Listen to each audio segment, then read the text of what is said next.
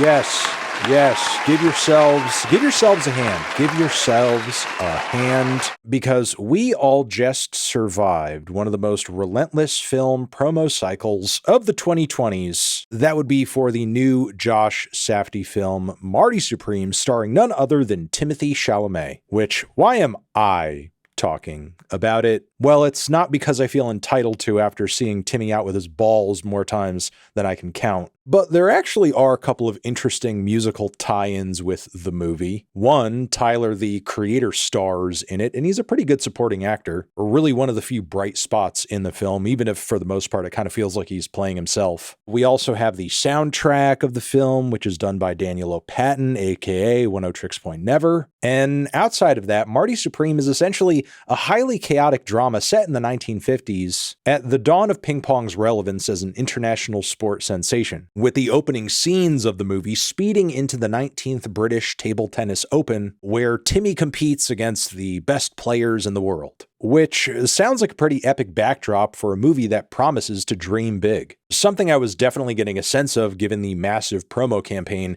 behind this movie, with all of the actor interviews, social media influencer tie-ins, and also some extracurriculars for Timmy, like side questing his way into remixing a viral track from Liverpool rap sensation SD Kid, which, when you look into the deeper history of it, is not an entirely random choice, given that for months now there have been some kind of funny rumors proliferating online that Timothée Chalamet and SD Kid are one in the same, and this essentially was kind of a cute, funny way to play into the rumors, but also dispel them at the same time. And of course, Timothée used this as an opportunity to further promote Marty Supreme, and talk about how his dick is young and restless in some bars that aren't exactly up to snuff. All this for a ping pong movie. A ping pong movie that I went out of my way to go see, and I walked away surprised to find that this thing wasn't really actually much of a ping pong movie, though very few sports films are literally and directly about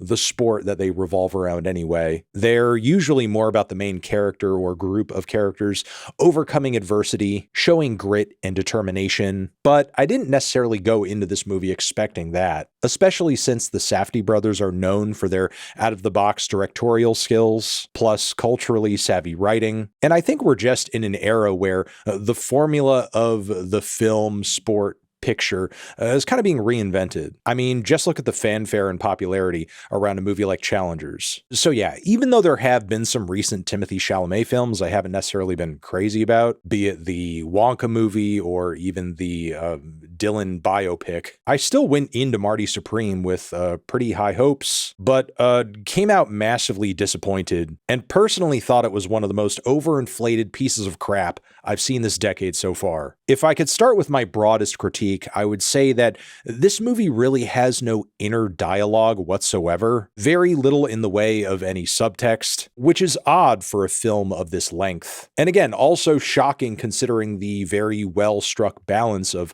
social commentary and character development you get from a film like Uncut Gems. And while Marty as a character does have interesting baseline characteristics, like the fact that he is an internationally competitive ping pong player, we get no sense of how he came to this talent, how he maintains it, and he puts no real value on it himself throughout the movie. Again, he barely works at any point to hone it, and he thinks nothing of cheapening it for the worst kind of short-term gain. Also, never at any point does Marty display a love or obsession with ping pong or the intricacies of the sport. He only seems to care about it to the extent that he can leverage it to inflate his ego. And I do simply mean inflate his ego, because while Marty is obviously super talented, he's also a stupid fuck, manipulative enough to get everyone around him to do exactly what he wants them to do by sheer riz alone, but too stupid to strategize well enough to make any of these manipulations benefit him in any meaningful way. Because even when Marty does get what he wants at the end of the movie, the win is hollow because he went about attaining it in the stupidest way possible. And the table tennis scenes themselves, while they are some of the most interesting moments in the movie, the way they're shot and edited does kind of lack a certain level of intimacy. I mean, they're about as engrossing as the ping pong scenes from Forrest Gump, which are fine and fun for sure, but also very low stakes because the entire movie isn't riding on them per se. However,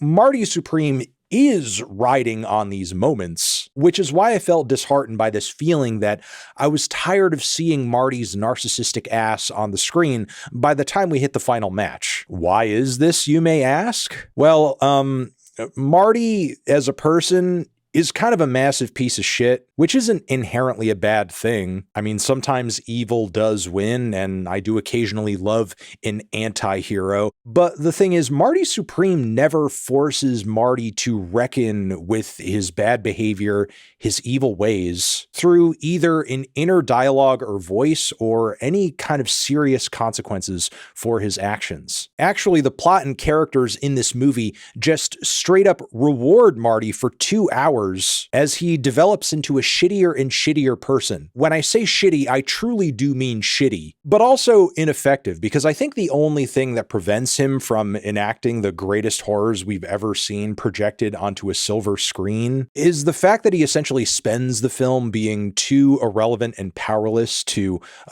create any large-scale damage. Still, though, repeatedly he does manage to be the type of person who essentially puts the life of any single person who decides to have anything to do with him at risk, simply by virtue of being around him and being involved in his antics. And he seems more or less aware of this, but he doesn't care. Like, if getting what he wants means the closest person to him dying, he wouldn't think twice about it. Again, what makes this movie awful isn't just that Marty is a bad guy, it's that the film itself and the progression of events essentially okays this behavior and says, yeah, that's fine. If you just like repeatedly act this way forever, it'll all work out. So yeah, going into this movie, the message, believe me, is not like, get inspired, be determined, hone a talent, and then one day you can dream big and be at the top of the world. No, the message is more like, hey, if you didn't know, you could basically force and riz your way through any situation so long as you're coercive enough and callous enough to just push people into the things you want them to do. So by virtue of that, Marty just kind of uses and abuses everyone around him pretty much in the same way that he uses and abuses his talent. And again, anyone who dares to get close to him pays for it through the nose. And not only is there never a moment where he stops to think about his actions, but also he's never really told no either, or he never hears a no that he doesn't instantaneously turn into a yes, even when he's being a total scoundrel and obviously spouting BS. Like, sometimes the supporting actor's motives don't necessarily make sense. They repeatedly give in to his every whim, even when they know he is full of shit, even after they have voiced out loud that they know this and have very little to gain from helping him or getting involved with him, and they just do it anyway. It's like if Sandler in Uncut Gems didn't read as like annoying and awkward to any of the other characters in the film, and he never had to contend with his gambling addiction or how shitty of a partner he's been, and everybody around him was just so enamored with his aura that they did anything he wanted at any given time. Wouldn't really be much of a movie, would it? That would kind of make Uncut Gems suck. And yet, that's pretty much how life plays out for Marty. And again, the concept of ping-pong champion with cheat codes could maybe be an intriguing or funny movie given the right script, or maybe if Marty's ambitions were set higher or his path of destruction were greater. But here's the thing, Marty as a character is a deeply boring, sniveling little fuck. Like, if he's going to be this outwardly unlikable, could he at least also be smart beyond compare or conniving? Anything that would lead me to believe the other characters would actually just go along with anything he wants them to do outside of, just him being the main character. And if we all just say no to him, the movie kind of stops. As far as the progression of the movie goes, what progression? This film is actually more like ping pong than it is about ping pong. What I mean by that is I feel like we're kind of just getting aggressively smacked back and forth from one scene to the next as we move from random side quests to self-imposed injury or challenge that even though Marty does suffer a little bit for being a moron here and there, he just kind of overcomes the difficulty instantly for no reason. On top of it, there's all this random shit that doesn't really add that much to the main plot points of the film. Like, oh, we're falling through the floor. Oh, crazy. Marty's eating pussy now. He's Marty the Munch. And while I did like Gwyneth Paltrow in the movie quite a bit, if you actually cut everything out related to her subplot from the movie, it actually wouldn't take that much away from his like progression and asshole behavior and what ultimately ends up happening at the end of the movie. Like, this film did not need to be over 2 hours in length. A tight 90 would have been much better. The only true bit of comeuppance that Marty sees throughout the entire movie comes at the hands of Kevin O'Leary. Yes, that Kevin O'Leary. This is fantastic news, and of course I applaud it. What can be wrong with this? Really? Who essentially saunters into this film to play himself, which is ironic given that there is like kind of a line that Gwyneth Paltrow delivers that is sort of a shot at the idea of method acting at one point. And yet you hired a capitalist dipshit to play a capitalist dipshit, and I guess paid this man to come on set and deliver some Shark Tank vibes. Except on an actual episode of Shark Tank, Kev probably wouldn't be convinced by Marty's bullshit and would not invest. But yeah, I genuinely feel like the moral of this film is just be as impulsive and as stupid as you can possibly be, and it'll just be all cool. Don't worry. And Marty, even though he's like a massive piece of shit repeatedly, like at numerous points over and over and over, he's like still a good guy with a heart of gold. Look at him. When he sees his own son through the glass at the hospital, he cries. Meanwhile, me, after watching what he had done for the past 2 hours, I'm thinking, that kid is fucked. His dad's gonna run out on him. I would like to also kind of mention the soundtrack of the film, which, again, given that we are talking about Daniel Lopatin here, I was really excited. And while I don't think any of his original works on the film are bad, in comparison with a movie like Uncut Gems, I just can't help but feel like Daniel was sort of underutilized here, especially given there are numerous points in that film where his keys and those saxophone lines are just doing so much to address and reinforce the tension of particular scenes. Meanwhile, in this movie, I feel like a lot of Daniel's compositions didn't necessarily get the shine they should have, and instead, a lot of that soundtrack capital went into these cheesy, tacky, predictable 80s hit needle drops because for whatever reason, Josh Safdie decided it would be really quirky to do a movie set in the 1950s, but have basically the entire soundtrack be the 1980s, which by the time I was hearing New Order in the soundtrack, I was thinking, okay, this is forced as fuck. An ending on Everybody Wants to Rule the World.